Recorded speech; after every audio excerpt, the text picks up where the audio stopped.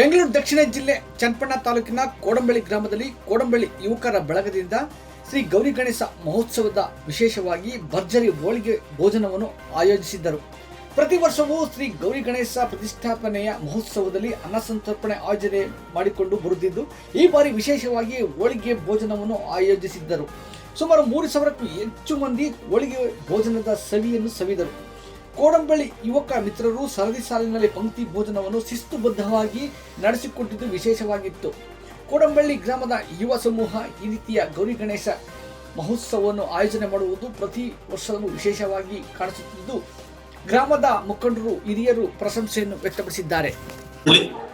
ಪ್ರತಿ ವರ್ಷದಂತೆ ಈ ವರ್ಷವೂ ಸಹ ಯುವಕ ನಮ್ಮ ವಿನಾಯಕ ಗೆಳೆಯರ ಬಳಗದ ವತಿಯಿಂದ ಮರಳೇಶ್ವರ ದೇವಸ್ಥಾನದ ಮುಂಭಾಗದಲ್ಲಿ ಅನ್ನ ಸಂತರ್ಪಣಾ ಕಾರ್ಯಕ್ರಮ ಆಯೋಜನೆ ಮಾಡಲಾಗಿದೆ. ಒಬ್ಬಟ್ಟು ಊಟ, ಹೋಳಿಗೆ ಊಟವನ್ನು ಆಯೋಜನೆ ಮಾಡಲಾಗಿದೆ.